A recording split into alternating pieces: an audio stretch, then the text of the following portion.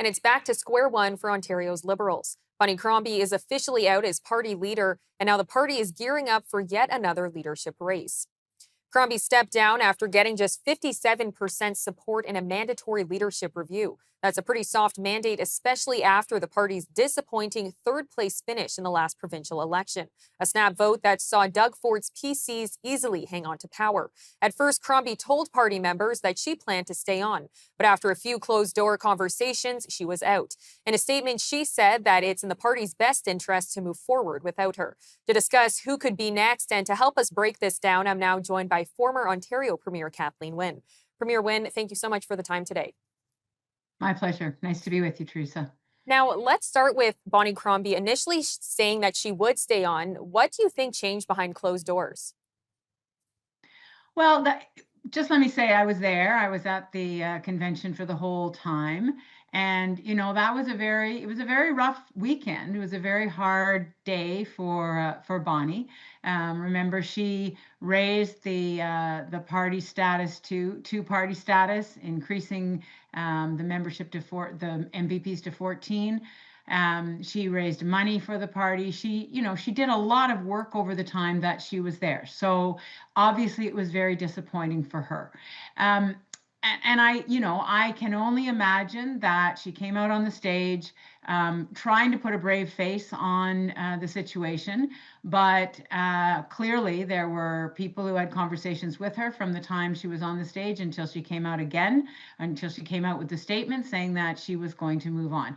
These are difficult moments, and unless you've stood on a stage to talk to 2,000 plus people about what the future holds, it's hard to imagine the pressure on her. But I think in the end, she did the thing she needed to do. It was very tough for her. It was brave of her to come back and make that statement. And now we'll move forward. Now, right now, the Ontario Liberal Party is in a pretty tough state. What is going to be needed in this leadership race to really turn things around? Well, I just think to remember that in terms of popular vote, the Ontario Liberals came second, so we beat the NDP in terms of the percentage of the popular vote. It is clear that there are lots of people who are interested in this role. I have fielded lots of calls, as have I know the other former members and former leaders of the party. So I don't think there's any lack of interest in either the future of the party or this role. I think people see the Liberals as the viable alternative to a government that is really undermining our undermining our municipal governments, undermining our school boards, underfunding our schools and our hospitals. Taking a really making very bad decisions around the institutions of this province. So I think that there's a lot of energy for new leadership at the Liberal Party, and we'll see that over the next few months. And some have argued that the party needs to be more of a centrist party. Do you think that there is a path for that to be successful? I don't know whether it's about ideology, Teresa. I think that the party needs to respond to and be clear about what we stand for, respond to what is happening in the province, as we always have, and make it clear that we have the solutions to the problems that people are confronting in their lives. That's what the party has always done, and certainly from 2003 until 2014, we were building up institutions that had been weakened and in some cases really torn down by the previous Conservative government. And we're going to be in that same situation again.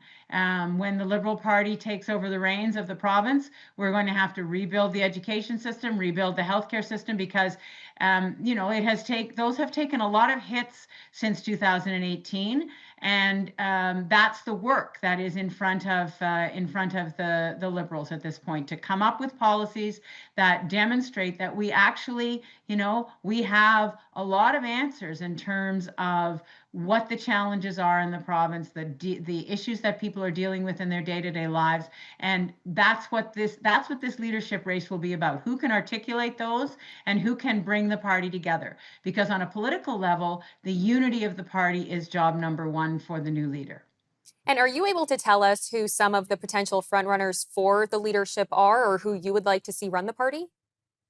I'm not going to wade into that. There are a whole lot of names that are being bandied about. There are lists showing up in the media. All I can say to you is that there are a lot of people who are from a new generation. That was one of the things that struck me at the AGM.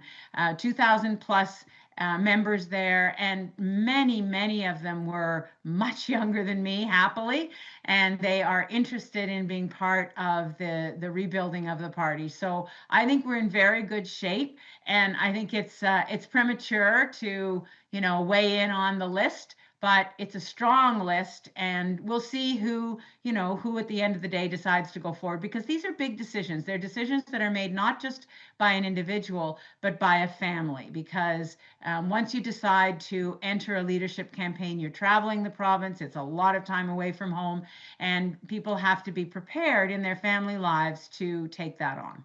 Now, I want to switch gears to the Ontario PCs. What do you think has made Premier Doug Ford so hard to beat?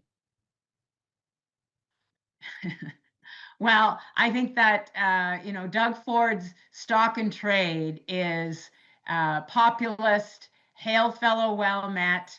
Um, very little policy that makes any sense, and the policies that he does bring in are rarely based in evidence. I mean, the most recent example of that is banning speed cameras across the province.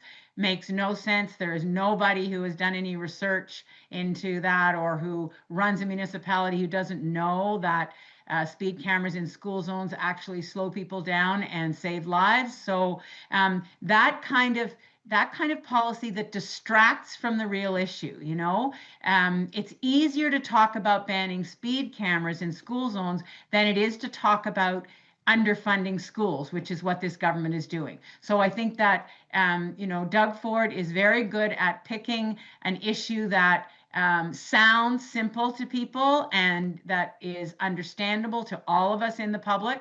But that doesn't mean that it is good policy. It doesn't mean that it supports children and their families and the economy. Um, Another example right now is the underfunding of our post-secondary institutions. The colleges and universities. Doug Ford likes to talk about a strong economy. Well, you can't have a strong economy in Ontario if you don't have an educated workforce. So bringing colleges to their knees and universities, leaving them underfunded, is a very, very bad strategy for a strong economy in Ontario. We're a very big geography with a small population, and if we don't have an educated workforce, we cannot be competitive. So I think that Doug Ford has been very good at populist, simplistic kind of memes or issues, but he has not delivered the kind of substantive, systematic policy that we need in this province. Well, Premier Wynne, thank you so much for the time today. We appreciate it. Okay, thanks. Take care.